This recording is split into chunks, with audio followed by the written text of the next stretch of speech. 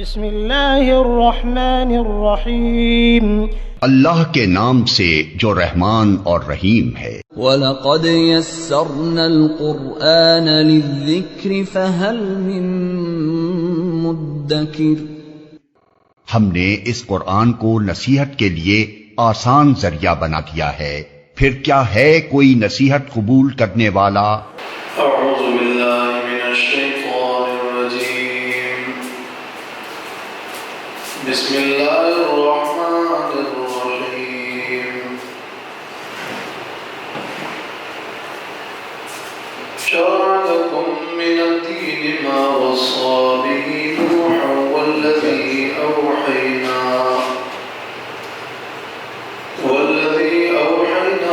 إليك وما وصينا به إبراهيم وموسى وعيسى أن أقيموا الدين ولا تتفرقوا فيه كبر على المشركين ما تدعوهم إليه الله يجتبي إليه من يشاء ويهدي إليه من ينيب۔ یہ سورۃ الشورى کی آیت نمبر 13 ہے۔ اس آیت کا ترجمہ یہ ہے کہ اللہ تعالیٰ نے فرمایا ہے شرع لکم، مقرر فرمایا ہے اللہ نے تمہارے لیے، من الدین، دین سے، ما وہ طریقہ، وصى به نوحا جس کی وصیت کی تھی اللہ نے نوح علیہ السلام کو، والذی اور اس کی، اور وہ طریقہ مقرر فرمایا ہے، اوحینا الیک جس کی وحی کی ہے ہم نے آپ کی طرف، وما وصینا اور وہ جس کی وصیت کی ہے ہم نے، بھی جس کی، ابراہیم و موسیٰ و عیسیٰ، ابراہیم علیہ السلام کو اور موسیٰ علیہ السلام کو اور عیسیٰ علیہ السلام، ان اقیموا الدین کہ قائم کرو، قائم رکھو دین کو، ولا تتفرقوا فیہ اور تفرقہ مت ڈالو اس دین میں، کبر علی المشرکین بھاری ہے مشرکین کا، گراں گزرتا ہے اور ناگوار ہے مشرکین کو، ما تدعوہم الیہ وہ بات، وہ توحید، وہ اقامت دین جس کی تم ان کو دعوت دیتے ہو، جس کی طرف تم انہیں بلاتے ہو، اللہ یجتبی الیہ من یشاء اللہ کھینچتا ہے الیہ اپنی طرف، اللہ چن لیتا ہے اور پسند کرتا ہے اپنے لیے من یشاء اس کو جس کو چاہتا ہے، ویہدی اور ہدایت دیتا ہے، رہنمائی کرتا ہے، الیہ اس کی طرف، من ینیب اس کو جو رجوع کرتا ہے۔ یہ اس سورۃ الشورى کی ایک بنیادی آیت ہے جس میں اقامت دین کا تذکرہ ہے۔ آیت میں یہ فرمایا گیا ہے کہ اللہ تعالیٰ نے تمہارے لیے وہی دین مقرر کیا ہے جس دین کی وصیت اللہ تعالیٰ نے نوح علیہ السلام کو بھی کی اور اے نبی آپ کی طرف بھی اس کی وحی کی. یہ دین وہ نوح علیہ السلام سے لے کر آپ تک وہی دین ہے، وہی حکم ہے اور وہی طریقہ ہے. اور جو وصیت ہم نے ابراہیم اور عیسیٰ اور موسیٰ علیہ السلام کو کی تھی، تمام انبیاء کو ہم نے دین کی وصیت کی تھی اور دین مقرر کیا ہے. شرع اور وصا، اور وہ وصیت اور وہ دین وہ کیا ہے؟ وہ یہ ہے کہ ان اقیم الدین، کہ دین کو قائم کرو، دین کو قائم رکھو. دین تمہارے لیے مقرر ہے، شرع، اور یہ دین پچھلے تمام انبیاء کا دین رہا. وصا بھی، اور وہ یہ ہے کہ تم دین کو قائم کرو اور قائم رکھو، اور یہ کہ اس میں کوئی تفرقہ مت ڈالو، فرقواریت نہ کرو، اس دین سے جدا مت ہو. وَلَا تَتَفَرَّقُوا فِيهِ، اور ساتھ میں یہ بھی فرمایا کہ کبر علی المشرکین ما تدعوہم الیہ. یہ جس دین کی اور جس اقامت دین کی تم دعوت دیتے ہو وہ مشرکین پر بھاری ہے.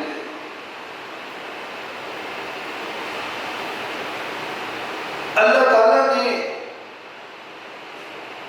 کچھ لوگوں کو منتخب فرمایا ہے اس دین کے لیے اور اس اقامت دین کے لیے، اور جو اس کی طرف رجوع اور میلان رکھتے ہیں اللہ پھر ان کی رہنمائی بھی کرتا ہے. تو اس آیت بیان کرنے میں مقصد کیا ہے؟ مقصد یہ ہے کہ اے نبی آپ کی دعوت کوئی نرالی دعوت نہیں. آپ جو دین پیش کر رہے ہیں اور جو آپ کا بیانیہ ہے یہ پچھلے تمام انبیاء سے چلا آ رہا ہے، اور وہی ایک بیانیہ تمام پیغمبروں کا ہے، اور ایک ہی چیز ہے جس کو اللہ نے تمہارے لیے مقرر کیا ہے، وہ ہے دین اور وہ ہے اقامت دین.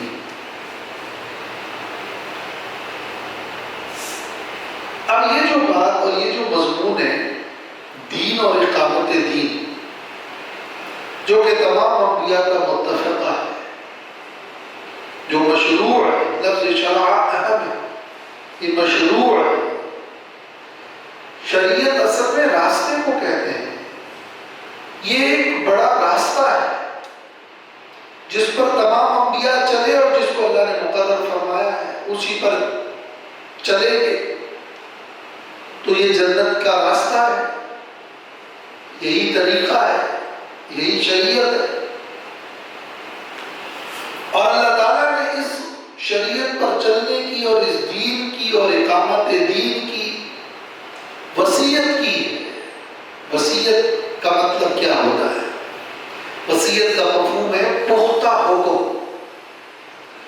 جب کوئی مرتا ہے تو وہ وصیت کرتا ہے، تو اس وصیت کے لفظ کو پھر پختہ اور مضبوط حکم کے لیے استعمال کیا جاتا ہے. اس لیے کہ موت کے وقت جو باتیں کی جاتی ہے وہ نہایت ضروری بھی ہوتی ہے، اور وارثین جیسے تیسے بھی ہو وہ اس پر عمل بھی کرتے ہیں، اور وہ پھر منسوخ ہونے والی باتیں بھی نہیں ہوتی. تو وصیہ کا معنی یہ کہ یہ ایسا حکم ہے جو ضروری بھی ہے، جو قابل تنسیخ نہیں ہے، اور جس پر تمہیں عمل کرنا ہے. تو اس کو وصیہ کہا. اس سورۃ الشورى کا جو مرکزی مضمون تھا اور بنیادی عنوان تھا وہ ہم اس سورت کی ابتدا میں بیان کر چکے ہیں کہ تمام انبیاء علیہ السلام کی تعلیم یہی ہے کہ ولایت، تصرف، ملکیت، حاکمیت اللہ تعالیٰ کے لیے، فحکمہ الی اللہ۔ اس صورت میں یہ بیان ہوا حکم اللہ کا ہے، اب حکم اللہ کا ہے اور اللہ کے حکم پر عمل کرنا ہے، یہ دین ہے اور یہ اقامت دین ہے، اور یہ کوئی نرالا حکم نہیں ہے بلکہ تمام انبیاء علیہ السلام کا طریقہ اور اللہ کی طرف سے حکم وہ یہی ہے کہ ان اقیموا الدین ولا تتفرقوا فیہ، دین قائم کرو اور دین کو قائم رکھو اور اس میں تفرقہ مت ڈالو۔ تو اس ربط سے بھی یہ بات سمجھ میں آتی ہے کہ اس آیت میں اللہ تعالیٰ کی حاکمیت، اللہ کی ولایت، اللہ کے تصرف اس کا ذکر ہے۔ اب تمام پیغمبروں کو جو حکم ہوا ہے وہ کیا حکم ہوا ہے؟ تمام پیغمبروں کو حکم یہ ہوا ہے کہ ایک اللہ کی عبادت کرو، اور ہر پیغمبر نے قوم سے کہا ہے کہ میری اطاعت کرو۔ تو اللہ کی عبادت اور نبی کی اطاعت یہ ہر پیغمبر کا دین ہے، اور توحید اور لا الہ الا ہو یہ ہر پیغمبر کی دعوت ہے۔ تو تمام پیغمبروں کا یہی راستہ تھا، کون سا دین کا، کون سا عبادت کا، کون سا اطاعت رسول کا۔ اے نبی آپ بھی اسی کی دعوت دیتے ہیں کہ اللہ کی عبادت کرے اور میری اطاعت کرے۔ اللہ کی عبادت اور رسول صلی اللہ علیہ وسلم کی اطاعت یہ ہوگی دین۔ اب تمام پیغمبروں کو یہی حکم تھا کہ اس دین کو قائم رکھو اور قائم کرو۔ دین تو معلوم ہو گیا کہ دین کیا ہے، دین توحید ہے۔ دین یہ ہے کہ جو اللہ کا حکم ہو اس پر عمل پیرا ہو، فحکمہ الی اللہ۔ اللہ تعالیٰ کا حکم کیا ہے؟ اللہ کے حکم کا ایک مطلب تو یہ ہے کہ اس کائنات میں جو کچھ بھی ہو رہا ہے تکوینی طور پر اس کا اختیار اللہ کے پاس ہے۔ اس کو کہتے ہیں حکم تکوینی، کن فیکونی طاقت، غیبی طاقت کا مالک اللہ ہے، وہ اللہ حاکم ہے، وہ جو چاہتا ہے کرتا ہے۔ اور حکم کا دوسرا مطلب ہے حکم تشریعی، شریعت کا حکم۔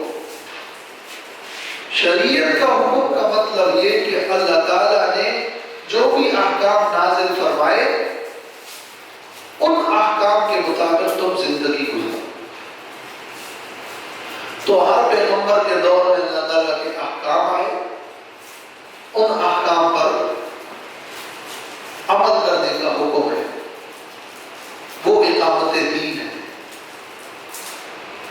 اگرچہ تمام پیغمبروں کا فروعی مسائل ذیلی احکام میں فرق رہا، لیکن ان تمام احکام میں یہ بات تو کامن رہی کہ جو اللہ کا حکم ہو اس کو مان لو۔ ان تمام احکام میں یہ بات کامن رہی کہ رسول اور اس زمانے کے رسول کی اطاعت کرو۔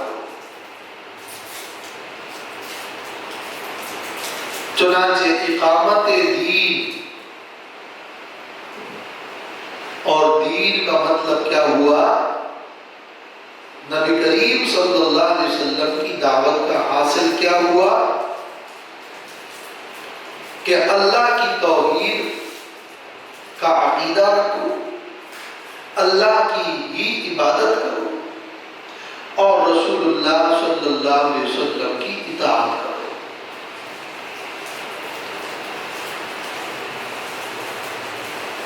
لفظ دین کا تو یہ مفہوم ہو گیا، اور مزید دین کے بارے میں یہ بھی سمجھنا ضروری ہے کہ دین کا لفظ قانون کے معنی میں استعمال ہوتا ہے۔ دین ایک قانون ہے، دین کے لفظ میں ہی اطاعت کا مفہوم موجود ہے۔ ما کان لیأخذ اخاہ فی دین الملک، نہیں تھا ممکن کہ اپنے بھائی کو بادشاہ کے قانون کے مطابق گھیر لے۔ یوسف علیہ السلام کے زمانے میں جو بادشاہ کا قانون تھا اس کے بارے میں قرآن میں ہے فی دین الملک، اور سورۃ النور میں بھی ابتدا میں یہی ہے کہ وَلَا تَأْخُذْكُمْ بِهِمَا رَأْفَةٌ فِي دِینِ اللَّهِ، اللہ کے دین اور اللہ کے قانون کے جاری کرنے میں تمہیں نرمی نہیں کرنی چاہیے۔ تو وہاں دین کیا ہے؟ قانون ہے، حکم الہی ہے۔ دین وہ حکم ہے جو واجب الاطاعت ہو، دین وہ ہے جو قانون ہو، دین وہ ہے جس پر چلا جائے، جس کی پیروی کی جائے۔ اور دین کیا ہے؟ عبادت ہے۔ اور تمام پیغمبروں کا دین کیا تھا؟ وہ یہی تھا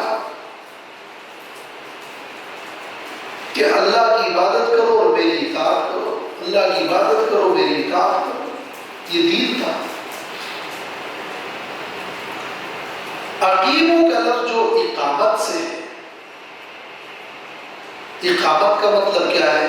کھڑا کرنا، لفظی معنی کیا ہے؟ کھڑا کرنا۔ تو کھڑا کرنا کیا ہوتا ہے کہ ایک چیز پڑی ہوئی ہے تو آپ اس کو کھڑا کر دیں۔ یہ تو کوئی مادی چیز ہوتی ہے، کوئی حصی چیز ہوتی ہے، تو اس کو کھڑا کرنا یہ ہے کہ وہ بیٹھا ہے تو اس کو کھڑا کر دو، وہ چیز پڑی ہوئی ہے تو اس کو کھڑا کر دو۔ یہ کھڑا ہونا مادی چیز کے اندر ہے۔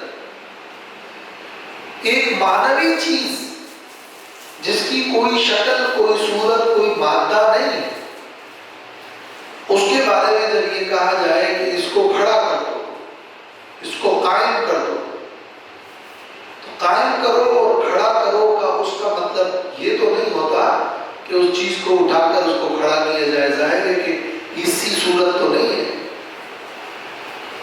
تو اس کا مطلب یہی ہوتا ہے کہ اس چیز پر کما حقہ عمل پیرا ہو جاؤ،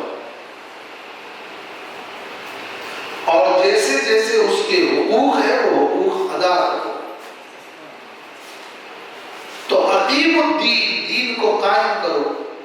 اب دین کی کوئی حصی ظاہری شکل تو نہیں ہے، یہ تو ایک مفہوم ہے، ایک معنی ہے۔ اب اس دین کو قائم کرو تو اس کا مطلب یہ کہ دین پر عمل کرو کما حق ہو۔ نماز قائم کرو تو نماز قائم کرو کا معنی یہ ہے کہ نماز کو ایسے ادا کرو جیسے کہ نماز کی ادائیگی کا حق ہے۔ ادا کرنا تمام تر حقوق کے ساتھ۔ یقیمون الصلاۃ، قائم کرتے ہیں نماز۔ وہاں آپ دیکھیں تفسیر جلالین میں ہے، تفاسیر میں ہے، یعنی نماز کو ادا کرو، کامل طریقے سے ادا کرو۔ نماز کی ادائیگی کامل طریقے سے کرنا یہ اقامت الصلاۃ ہے، اور دین پر عمل کرنا کامل طریقے سے یہ اقامت الدین ہے۔ اور اقامت کا یہی معنی اور مفہوم تفسیر روح المعانی میں، تفسیر ابو السعود میں فرمایا والمراد باقامتہ تعدیل ارکانہ وحفظہ من ان یقع فیہ زیغ والمواظبۃ علیہ۔ اقامت کا معنی ہے کہ اس دین کے ارکان کو سیدھا کر دو۔ اقامت کا معنی یہ ہے کہ اس دین کی حفاظت کرو کہ کہیں اس میں کوئی کجی واقع نہ ہو۔ اس دین کی اقامت کا مطلب یہ کہ اس دین پر عمل کرنے میں ہمیشگیری اختیار کرو۔ اب اقامت کے لفظ کی تشریح تفسیر روح المعانی میں ابو السعود میں وہ یہ بیان کی گئی ہے کہ دین کے ارکان پر اچھی طرح عمل پیرا ہونا، دین کی حفاظت کرنا، دین پر قائم دائم رہنا، یہ ہے اقامت الدین۔ اس لیے تفسیر ماوردی میں کہ اقیم الدین کا معنی ہے اعملوا بہ وادعوا الیہ وجاہدوا علیہ من عاندہ۔ دین قائم کرو یعنی دین پر عمل کرو، دین قائم کرو یعنی دین کی دعوت دو، دین کو قائم کرو یعنی جو دین کے مخالفین ہیں ان سے جہاد کرو۔ یہ اقامت دین کا معنی لفظی ترجمہ عمل کرنا تو نہیں ہے، اس کا لفظی ترجمہ دعوت دینا تو نہیں، لفظی ترجمہ جہاد کرنا نہیں، لفظی معنی تو قائم کرنا ہے۔ قائم کرنے کا معنی کھڑا کرنا ہے، اور دین کو کھڑا کرنے کا مطلب ہے کہ دین پر کما حقہ عمل کرنا ہے، اور کما حقہ عمل کرنا یہی ہے کہ اس دین کو سمجھو، اس پر عمل کرو، اس کی دعوت دو اور اس کو قائم کرو، اس کو نافذ کرو، اس کو جاری کرو۔ یہ کما حقہ دین کو قائم کرنا، دین پر عمل کرنے کا مفہوم ہے، یہ اس کا مصداق ہے، یہ اس کا لفظی ترجمہ نہیں ہے۔ لفظی ترجمہ تو ہے قائم کرو یا قائم رکھو۔ اقیم الدین، دین قائم کرو یعنی اگر دین پر عمل نہیں ہو رہا تو دین پر عمل کرو، اور صرف یہی نہیں کہ عمل کرو بلکہ جیسے عمل ہونا چاہیے ویسے کرو، اور کامل طریقے پر عمل پیرا ہو جاؤ۔ اور قائم اگر پہلے سے قائم ہے تو اقیم الدین کا معنی یہ کہ اس دین کو قائم رکھو، قائم نہیں ہے تو قائم کرو، قائم ہے تو قائم رکھو۔ اب وہ دین پر کامل طریقے پر عمل کرنا کیا ہے؟ دین چونکہ کامل نظام ہے، دین تو عبادت کا اور اطاعت رسول صلی اللہ علیہ وسلم کا نام ہے، تو اللہ تعالیٰ کی بندگی اور اللہ کی عبادت کیا ہے؟ اور دین تو قانون ہے، قانون پر عمل کرنا پھر کیا ہے؟ اور دین تو رسول اللہ صلی اللہ علیہ وسلم کا اسوہ حسنہ ہے، تو وہ اسوہ حسنہ کو ہم دیکھیں کہ اس میں ہمیں کیا نظر آ رہا ہے۔ تو جو کچھ وہاں ہے، جو آپ صلی اللہ علیہ وسلم کا، خلفائے راشدین کا اسوہ ہے، وہ اس اقامت دین کی تشریح ہے۔ وہ صرف اس حد تک نہیں ہے کہ دین کا مطلب دین پر عمل کرنا، اور اقامت دین کا مطلب یہ ہے کہ دین کے کچھ احکام، کچھ مسائل ہے، بس اس پر تم عمل کرو، صرف یہ مراد نہیں۔ اس لیے کہ وہ دین کے کسی مسئلے پر عمل کرنا تو ہے، اقامت دین کا پورا تصور نہیں ہے۔ صرف نماز قائم کرنا اقامت الصلاۃ تو ہے، لیکن وہ اقامت الدین نہیں ہے۔ دین کی دعوت دینا اقامت الدین کا ایک حصہ اور پارٹ تو ہے، لیکن پورا اقامت الدین نہیں۔ تو ایک پورا جامع نظام حیات ہے، وہ تو ایک قانون ہے، وہ تو کامل اور مکمل ہے۔ اس میں جہاں عقائد شامل ہیں وہاں اعمال بھی شامل ہیں، اس میں شریعت بھی داخل اور شامل ہے، اور تمام پیغمبروں کی شریعت تھی، اس شریعت کے فروعی احکام میں فرق تو رہا، لیکن ہر زمانے میں ہر نبی کی دعوت میں یہ بات شامل تھی کہ یہ عقیدہ ہے اور میری اطاعت ہے۔ تو آخری رسول صلی اللہ علیہ وسلم کی بعثت کے بعد اب آپ کا دین دین توحید ہے، اور شریعت وہ اب آپ صلی اللہ علیہ وسلم ہی کی شریعت ہے۔ لہذا اقامت دین کا جو لفظ ہے یہ شاہ ولی اللہ رحمۃ اللہ علیہ نے لکھا ہے کہ یہ ایک کلیہ جامعہ ہے، کلمہ جامعہ ہے، ایک جامع بات ہے۔ اقامت دین یعنی دین پر کما حقہ عمل پیرا ہونا، انفرادی بھی عمل پیرا ہونا، اجتماعی بھی عمل پیرا ہونا، نماز قائم کرنا، زکوٰۃ دینا، یہ بھی دین ہے۔ اس لیے کہ اللہ تعالیٰ نے خود فرمایا ہے کہ ذالک الدین القیم، ذالک الدین القیم، نماز قائم کرنا اور زکوٰۃ دینا بھی دین قیم اور مضبوط دین ہے، اس کو دین کہا گیا ہے قرآن میں۔ احکامات الہیہ اور حلال و حرام کی تمیز کو بھی قرآن میں دین کہا گیا ہے۔ تو دین قائم کرنے کا مطلب کیا ہے کہ انفرادی اور اجتماعی زندگی، پورے دین کا علم حاصل کر کے اس پر عمل کرنا، اس کی دعوت دینا اور اس کو معاشرے کے اندر جاری اور نافذ کرنا۔ اب لوگ جو غلط فہمی کا شکار ہوئے ہیں یا ہوتے ہیں، یا لوگوں کو غلط فہمی میں ڈالنے کی کوشش کرتے ہیں، ان کی وجوہات میں سے ایک تو یہ ہے کہ کچھ لوگ کہتے ہیں کہ دین سے مراد صرف اور صرف اصولی احکام ہے، لہذا تمام پیغمبروں کے اصول ایک تھے تو اصول دین پر عمل کرو، یہ اقامت دین ہے۔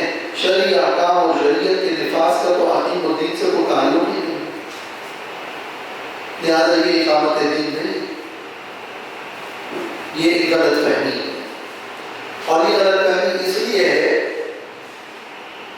کہ اگرچہ تفاصیل میں یہ بات موجود ہے اور یہ معلوم بات ہے کہ تمام پیغمبروں کے دین کے فروعی مسائل میں فرق رہا، لیکن اقامت دین ہر پیغمبر کے زمانے میں اقامت دین یہی تھا کہ اللہ کی توحید اور بنیادی ایمانیات اور اس نبی کی جو اس وقت کے احکام ہے اس کی پیروی۔ اب آخری نبی صلی اللہ علیہ وسلم کی بعثت کے بعد وہی دین اصولی طور پر جو ایک رہا وہی ہے، اس میں یہ بات ہے کہ نبی کی اطاعت، تو آخری نبی صلی اللہ علیہ وسلم کی اطاعت تمام تر احکام ہے۔ وہ فرق رکھ کر فروعات اور شریعت کو الگ رکھ کر صرف چند مسائل کو اقامت دین میں منحصر کرنا، یہ خطرناک ثابت ہو سکتا ہے کہ پھر تو اس کا مطلب یہ ہوا کہ بس کچھ احکام کو لے لو بنیادی، باقی فروعی احکام، مسائل، اختلافات اس میں پر تم آزاد ہو، جو بھی کرو۔ اس لیے کہ اصل اقامت دین ہی تمام پیغمبروں کا حکم ہے اور دین تو چند احکام ایمانیات۔ تو یہ بات اپنی جگہ صحیح ہے کہ فروعات پیغمبروں کے اس میں فرق رہا، لیکن یہ اصل تمام پیغمبروں کا ایک تھا کہ تمام پیغمبروں نے کہا میری اطاعت کرو۔ تندرستی ایک اصل ہے اور بیماریاں وہ مختلف رہی، تو ہر دور میں جو جو بیماری رہی اسی بیماری کے حساب سے احکام آتے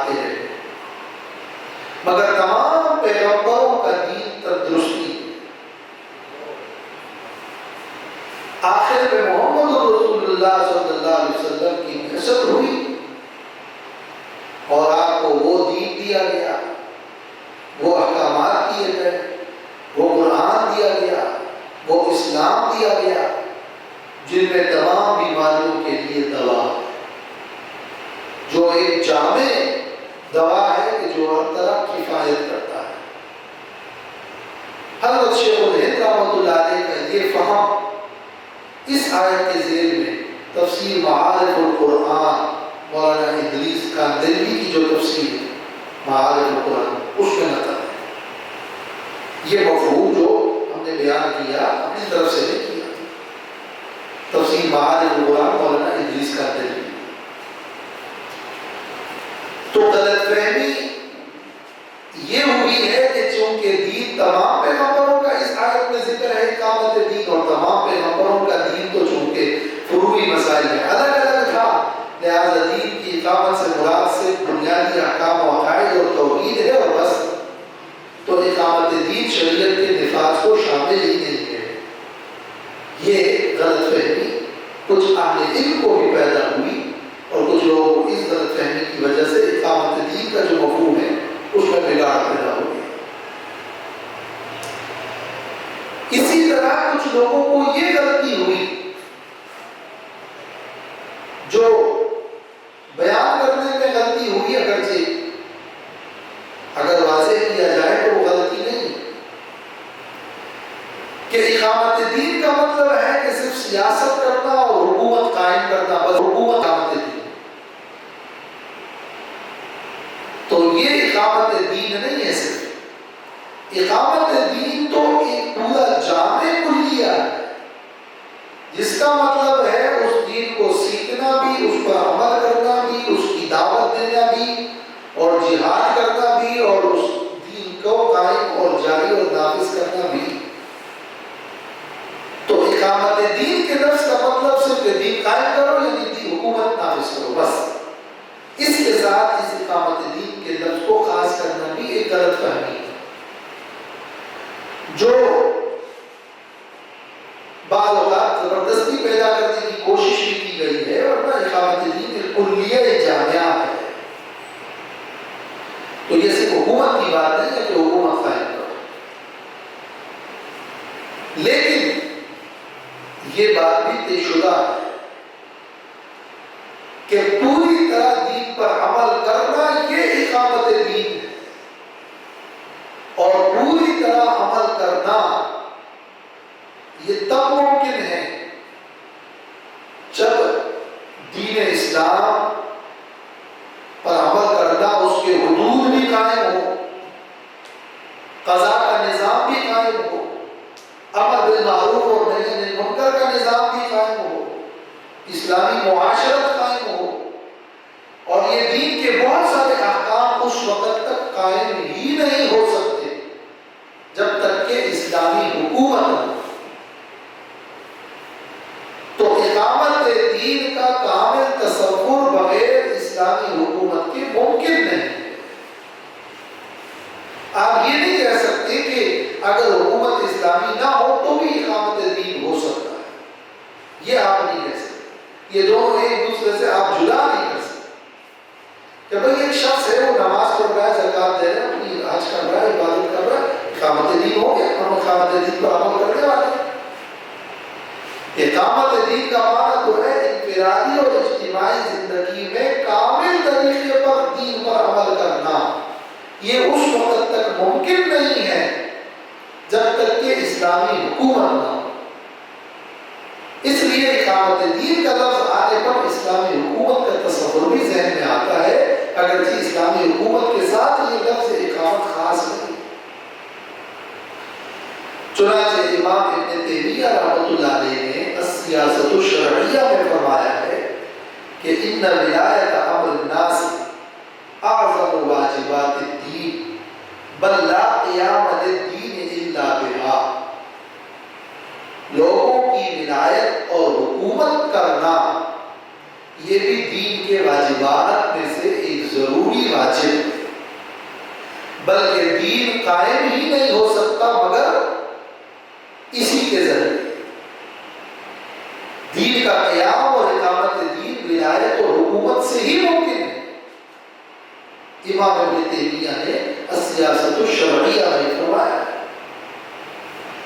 لہٰذا جب اقامت دین کی بات ہوگی تو اسلامی حکومت کا ذہن میں آنا تو لازمی ہے۔ اور شاہ ولی اللہ رحمۃ اللہ علیہ نے اقامت دین کے بارے میں فرمایا ہے کہ یہ خلافت کا مقصد ہے۔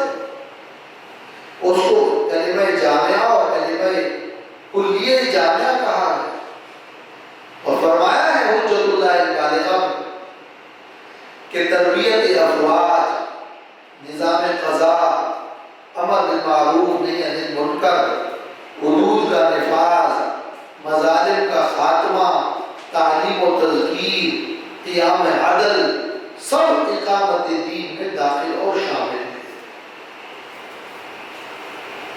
لہذا اقامت دین کے بارے میں اگر یہ کہا جائے کہ دین قائم کرو یا دین کو نافذ کرو، کچھ لوگ کہتے ہیں دین قائم کرو کا معنی تو نافذ کرو نہیں،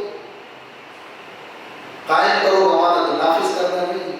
آپ مجھے دکھائیں کسی لغت میں کہ قائم کرو کا معنی ہے نافذ کرو، قائم کرو کا معنی ہے رائج کرو، اس لغت کی تشریح میں پڑ جاتے ہیں۔ تو اس کی وضاحت میں شروع میں کر چکا کہ اقامت کا معنی کما حقہ عمل پیدا ہونا ہے، اور کما حقہ عمل پیدا ہونا یہی ہوتا ہے کہ اس کو نافذ و رائج کیا جائے۔ تو یہ اس کا لفظی ترجمہ نہیں بلکہ اس کا مصداق و مفہوم ہے۔ اتنا تو سمجھنے کی ضرورت ہے کہ یہ اس کا مصداق ہے۔ اقامت دین، اقامت کا معنی تو دین کی دعوت دینا بھی نہیں، اقامت کا معنی دعوت دینا تو نہیں، لیکن ماوردی نے لکھا ہے کہ عمل کرو اور دعوت دو، یہ اقامت دین کی تشریح میں لکھا ہے۔ تو یہ مصداق ہوتا ہے، کچھ چیزیں لفظی معنی ہوتے ہیں اور کچھ مصداقات ہوتے ہیں۔ تو اقامت دین کا لفظی معنی تو قائم کرنا اور مفہوم کما حقہ عمل کرنا ہے، جس میں پھر دعوت دینا اور جہاد کرنا اور غلبہ دینا اور اسلامی حکومت، یہ سب اس کے مصداقات اور مفاہیم میں شامل ہیں۔ لہذا یہ غلط فہمی بھی نہیں ہونی چاہیے کہ اقامت کا لفظ تو نافذ کرنا نہیں۔ پھر سب سے بڑھ کر یہ بات کہ ہم کسی آیت کی جب تشریح کرتے ہیں تو ہمارے سامنے تفسیر قرآن کا طریقہ تو یہی ہوتا ہے کہ ہم نبی کریم صلی اللہ علیہ وسلم کی سیرت مبارکہ کو، سنت کو دیکھیں کہ آپ صلی اللہ علیہ وسلم کی سیرت اور آپ کی سنت کیا ہے۔ کیا آپ نے صرف نمازیں پڑھ کر اور زکوٰۃ دے کر اور کچھ عبادات کر کے اس پر اتفاق کیا، یا پھر آپ نے ایک اسلامی معاشرہ اور اسلامی حکومت بھی قائم کی؟ خلافت اور اسلامی حکومت کا قیام کیا آپ صلی اللہ علیہ وسلم کی زندگی میں ہمیں نظر آتا ہے یا نہیں آتا؟ اگر وہ آپ کی زندگی مبارک میں نظر آ رہا ہے اور یقیناً موجود ہے، اور خلفائے راشدین کی یہی سنت رہی، تو پھر عقیم الدین کی تشریح وہی ہوگی جو سیرت میں نظر آ رہا ہے۔ ورنہ تو اس کا مطلب تو یہ ہوگا کہ عقیم الدین میں حکم تو دیا گیا تھا دین کے کچھ احکام پر عمل کرنے کا، لیکن آپ نے اضافی طور پر کچھ اور بھی عمل کیا از خود۔ آپ کی پوری زندگی عقیم الدین کی تفسیر ہے، اور آپ کی پوری زندگی میں انفرادی اور اجتماعی احکام بھی ہیں، حدود بھی ہے، جہاد بھی ہے، قضاء بھی ہے، غلبہ دین بھی ہے، یہ سب آپ کی زندگی میں موجود ہے۔ تو وہی اقامت دین کی تفسیر ہوگی۔ اپنی طرف سے تو ہم کوئی تفسیر نہیں پیش کریں۔ تو یہ کیسے ہو سکتا ہے کہ آپ غلبہ دین اور اقامت دین اور حکمرانی اور عمارت اور حدود کا نفاذ اور نظام قضاء، اس کو آپ حکیم الدین سے خارج کر دیں کہ یہ اقامت دین کی اس میں داخل ہی نہیں۔ تو یہ تو قرآن کی تفسیر حدیث سے اور سیرت سے نہیں ہوئی بلکہ پھر ازخود ہی ہوگی۔ یہ بات بھی درست نہیں ہے۔ بعض لوگوں کو یہ بھی غلط فہمی ہوتی ہے کہ روز اول سے آپ صلی اللہ علیہ وسلم کی پالیسی یا آپ کے پلان میں یہ بات شامل نہیں تھی کہ دین کو غالب کریں۔ یہ روز اول سے شامل نہیں تھی، آپ تو دعوت دے رہے تھے دین کی۔ حالانکہ ہجرت میں یہ بات ثابت ہے کہ آپ نے یہ کہا تھا قریش سے کہ میں تمہیں ایک ایسے کلمے کی دعوت دیتا ہوں کہ جب تم اس کو مانو گے تو عرب کے لوگ تمہارے تابع ہوں گے اور عجم تمہیں جزیہ دے گا۔ اور آپ نے یہ دعا کی تھی اللہ سے ہجرت کرتے وقت بھی کہ وَاجْعَلْ لِي مِن لَّدُنْكَ سُلْطَانًا نَصِيرًا، اے میرے رب مجھے اپنے پاس سے حکومت کی مدد عطا فرما۔ یہ ترجمہ حضرت شیخ الہند کا ترجمہ، عطا کر دے مجھ کو اپنے پاس سے حکومت کی مدد۔ لہذا یہ اس وقت کی دعا ہے، یہ دعا کی جا رہی تھی کہ سلطان النصیرہ عطا فرمائے۔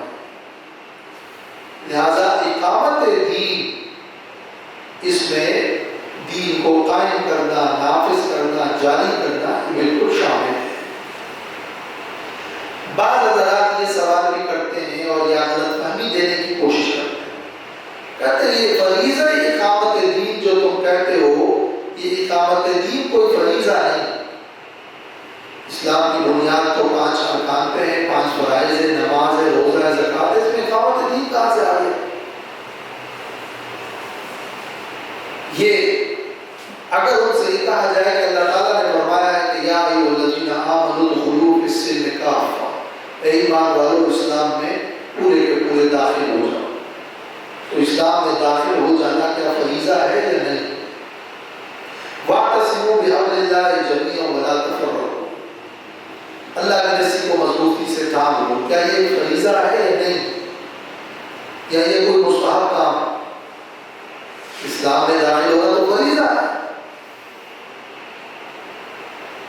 تو یہ فریضہ جامعہ ایک کلیہ ہے، دین پر عمل کرو، دین میں داخل ہو جاؤ، اسلام میں داخل ہو جاؤ، اللہ کی رسی کو مضبوطی سے تھام لو، پھر اس کے اندر جو مختلف احکامات ہیں، فرائض ہیں، وہ پورے دین میں شامل جزئی احکامات ہیں۔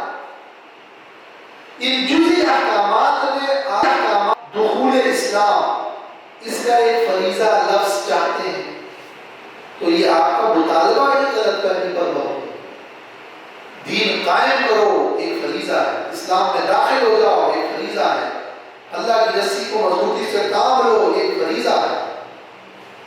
اس بڑے کلیے جامعہ اور فریضہ کے اندر پھر کچھ ارکان ہیں، اس کے کچھ بنیادی ارکان ہیں، کچھ فروعی احکام ہیں، کچھ فرائض ہیں، کچھ محرمات ہیں، کچھ مستحبات ہیں، کرنے کے مختلف کام ہیں، مگر بنیادی طور پر اس دین پر عمل کرنا اور اس دین کو قائم کرنا، اس دین کو جاری کرنا، یہ ایک فرض و فریضہ ہے۔ تو پھر یہ سوال کرتے ہیں کہ یہ فرض کفایہ ہے یا فرض عین ہے؟ تو اس سوال کا جواب بھی اس مفہوم سے خود بخود ہو جاتا ہے۔ اسلام میں داخل ہو جاؤ فرض کفایہ ہے یا فرض عین ہے؟ داخل ہو جاؤ اسلام میں فرض عین ہے۔ تو اقامت دین اور دین پر عمل پیرا ہونا، دین میں داخل ہونا، دین کا علم حاصل کرنا، دین کی دعوت دینا، دین کو جہاد کرنے، سب اپنے ایک مجموعہ اور کلیہ کے اعتبار سے فرض عین۔ البتہ اس کے ذیلی احکام میں اس فرض عین سے برآمد آزما ہونے کے لیے مختلف لوگوں پر کرنے کے مختلف کام ہیں۔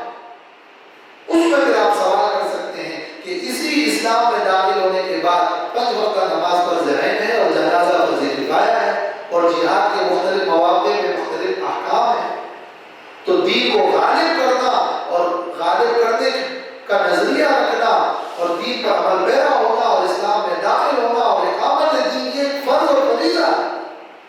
لیکن اس فریضے کے تحت کرنے کے کیا کام ہیں؟